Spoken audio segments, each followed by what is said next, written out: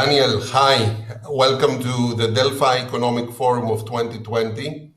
It's really great to have you as a guest, and congratulations on your latest book, Coronomics, which I'm sure it will become a bestseller. It's quite an interesting circumstance.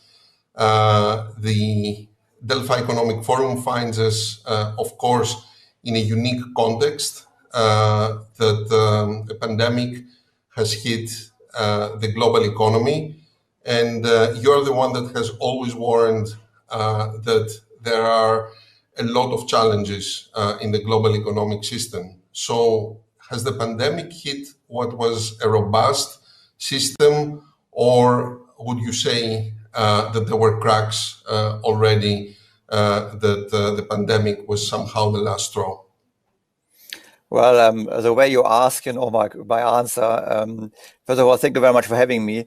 Indeed, the world economy was not in a good status before the virus hit the world economy. We had never really recovered from the financial crisis of 2008. We had sluggish growth worldwide, in spite of unprecedented monetary stimulus. Just remember that the leading central banks of the world, they quadrupled the balance sheet. They basically bought government bonds and other credits in a huge scale. They brought down interest rates in the Eurozone even into negative territory, and still the economic growth did not really pick up. In addition, we have still the unresolved euro crisis. As you know, we have helped Greece a little bit, but overall, the European politicians have failed to basically stabilize the euro. They have relied on cheap money from the ECB. And if you look at the world financial markets, what we've done is we have fought a crisis which was caused by too much debt, which applies, by the way, to both crises, the euro crisis and the financial crisis. We fought the crisis with even more debt. So debt levels are overall much higher than they've been 10 years ago. And we have fueled more asset bubbles, speculation going on. So real estate prices globally going up, the stock market, namely in the US, having been already very richly valued before the virus hit. And so the question was, what might cause the next recession? But it was very clear, if there is another recession, we have huge challenges in front of us, because then what can be done if interest rates are already at zero? So the question was, what central banks can do, what governments can do? And now the virus, clearly no one expected it. It's a much deeper crisis than what a normal recession would be. And we see what's coming. It's coming a flood of liquidity. We see things which have been unthinkable of just a few months ago to most of us. They are now basically common. The Germans willing to get first steps into kind of a transfer union, government spending like never before, central banks buying. Just look at the US. The US central bank has increased its balance sheets by more than 50% within 4 weeks. So we have a fragile economy, a fragile world financial system, a very fragile Eurozone, and all this being hit by most probably the biggest economic shock since the Great Depression of the 1920s. And would you say that you see this as the ultimate shock? Why do you use a special term as coronomics in order to describe what is happening right now? Is there a paradigm shift, something new that we haven't seen before? Well, there is a shift. That's why I say coronomics. Okay, it's a word game, because it's corona, as we all know, and then economics, and we combine coronomics. And I would say the virus is just speeding up things which were already happening. So already in the past few years, organizations like the IMF, like the OECD, they called for, as they tell it, closer government central bank cooperation, which basically means nothing else than central banks start funding governments directly, and governments are spending the money directly in the real economy. And now it's coming. And so we will see a decade of much more government intervention. We will see a decade of much more open financing of government expenditures by central banks.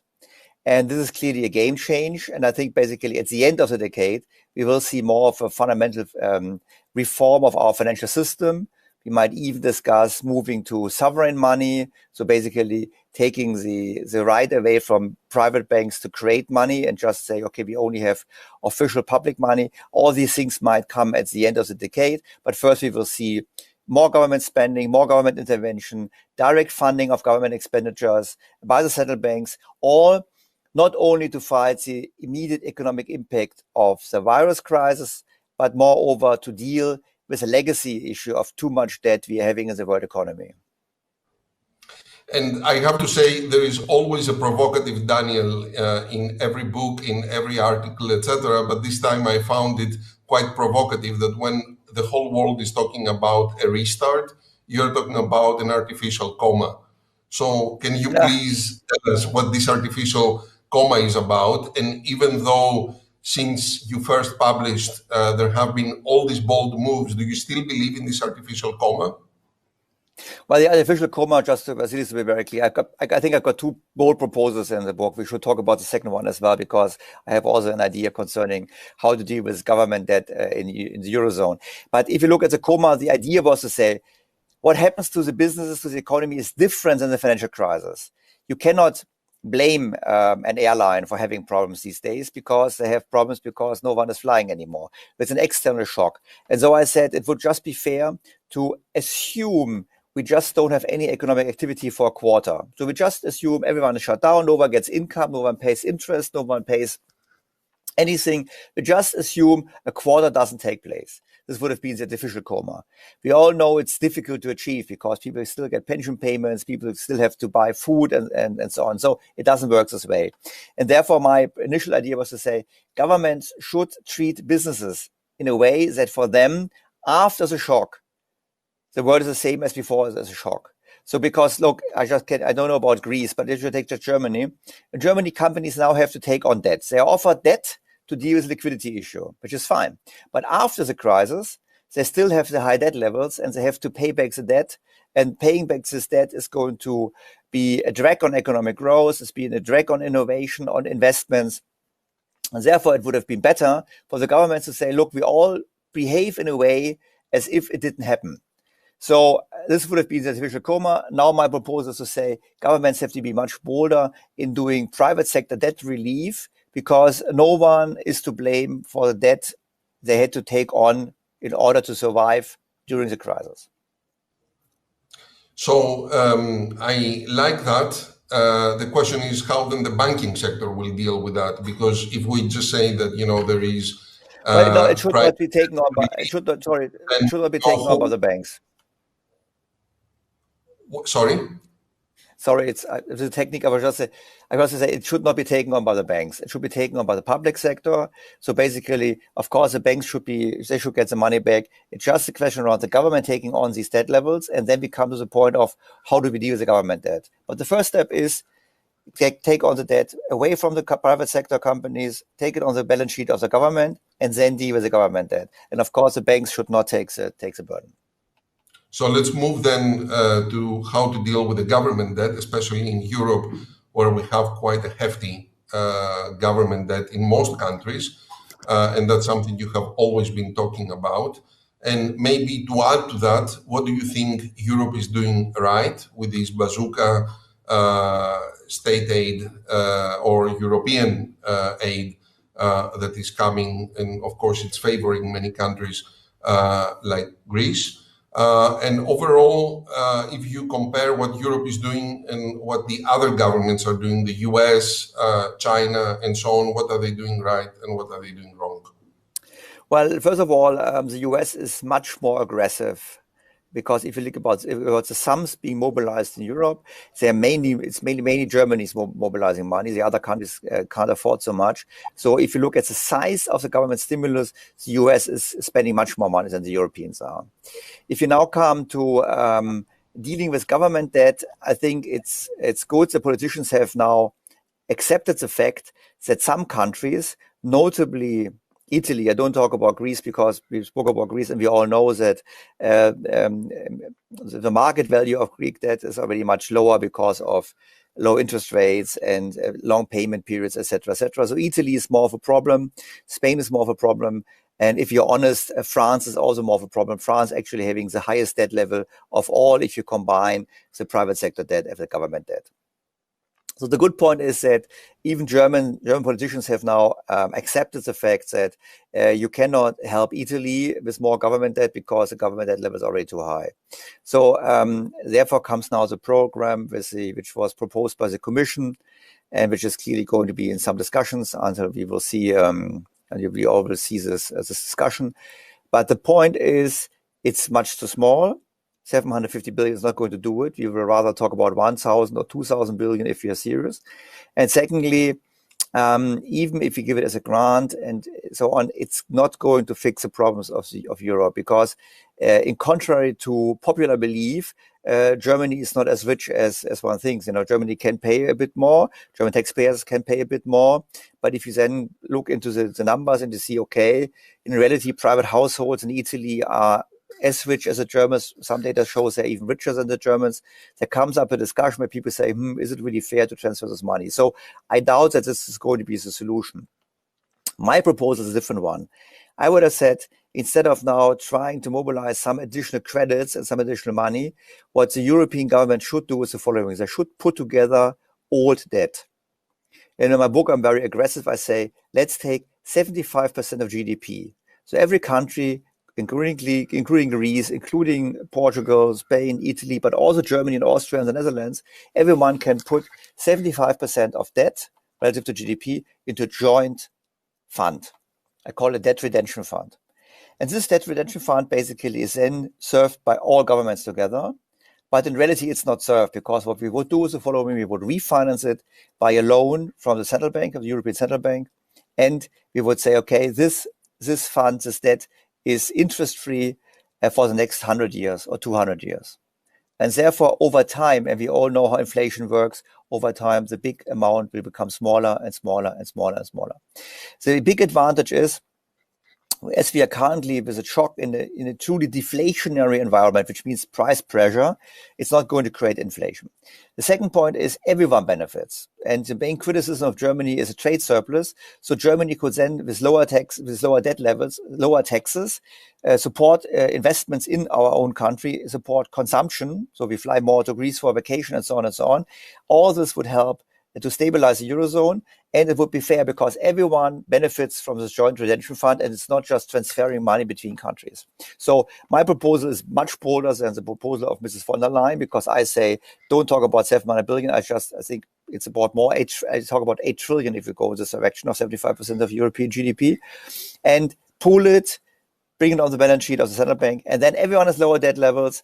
And in addition, if you still say, okay, there are some countries with too much debt levels, like Greece, like Italy, probably we could come up and have our own German fund in order to invest more in your countries, as this is going to reduce our receivables via Target 2 system. And we also could show some solidarity because we have then much lower debt levels. So my proposal is a big debt jubilee organized with the support of the European Central Bank. And now you will think, okay, that's very improbable. Well, I would have said it's improbable 6 months ago. Now I get more. I can tell you, I'm all over the media over here in Germany, in serious media, in serious mainstream media, saying, okay, that's an interesting idea. It will take time. Most Germans think like accountants, and accountants would not do this, but if you really think it through, even accountants should do it. And so I hope we can go down this path. This would be a solution for the Eurozone, and this would really stabilize the Euro. Otherwise, I doubt. The current proposal is a step, but it will lead to more political tension because it's too small to really help Spain, Italy, Greece, Portugal, and even France. And it starts becoming too big that the German public is going to say, okay, we are so happy to be paying for everyone. At the same time, as you all know, we have very, very high tax rates and very high social contributions over here in Germany. So people say, well, what's the benefit of us paying so much and the money ending up somewhere else? So I'm for bold, but I'm optimistic it could be done. So your proposal, which in fact could be complementary to the bazooka of Ms. von der Leyen, means let's mutualize debt in Europe, which means more Europe, right?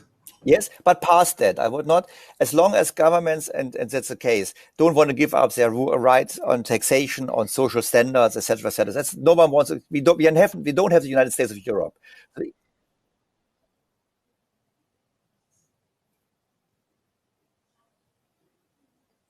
So someone said something. Is this over? No. It's okay. Because someone said okay. something and I was interrupted. So I just say, as long as governments want to tax, have their autonomy on taxation and so on and so on, it doesn't work. We don't have the United States of Europe. And therefore, instead of saying, okay, all future debt is now going to be mutualized, let's mutualize a past debt. And for everyone, the same share relative to GDP. This is fair. It helps, but it doesn't force countries in giving up the autonomy which they don't want to give up. And what's your overall observation coming out of this crisis on one Europe, but very different responses and very different successes to the first phase of the pandemic? You have countries like Greece or Denmark or Finland that were able to handle it quite successfully. You have other countries in Europe that faced much bigger challenges, and certainly the response varied a lot at the national level. There was not one Europe. Any observations on that front? Well, actually, this speaks even more for a joint European answer, which supports the proposal of the Commission. Also, as I said before, I'm not really sure it's the right approach, because if you don't act now together, I think it will be very difficult to keep the European Union together. Because, look, at the height of the crisis, Germany stopped exports of certain medical equipment to Italy, etc., etc. I think this is unacceptable, and so we have now to give back fiscal space. On the other hand, I do not believe that just by money, it doesn't solve all problems, Vassilis. Money can help, but it doesn't help all problems. Because look at Italy, and I love Italy, it's a great country, but many of the issues they have nothing to do with the euro or with the European Union or lack of solidarity. They have to do with the efficiency of their government system. It has to do with lots of structures they have in place. And I doubt that from outside we can change these structures. It's up to the Italians to decide they want to change it. Coming out of this first phase of the crisis and overall the pandemic and the economic shock that transcends across countries over time, etc., that we should take away? We have to cooperate. We have to reduce debt levels. We have to find a creative answer to our debt levels, like the one I proposed. And we have to invest much more, because we have to keep in mind the fundamental trends which were in place before Corona are still going on, like the aging of societies, like the upcoming shrinking of the workforce in Europe. All these issues have to be addressed. And I would say, if you're lucky, the Corona shock is opening up the minds of politicians and of the populations to do this change. It has to come. And your advice to the Greek Prime Minister and the Greek cabinet? Well, first of all, congratulations of how well you dealt with the Corona crisis, because I know that Greece is one of the countries doing best in this regard. And otherwise, I would say, open up your hotels, your tourism sector, prove it can be done, be aggressive there. And I wish you all the best and good luck for a good recovery. Daniel, thank you very much. Always provocative, but also always value-adding with proposals that hopefully policymakers will take on board, not only in Greece, but across Europe, because that's what's needed. Best of luck in your new book. We hope it travels well, as we say in Greek, kalotaxido, and looking forward to seeing you in person soon as our borders open very, very soon. I will come. Thanks so much.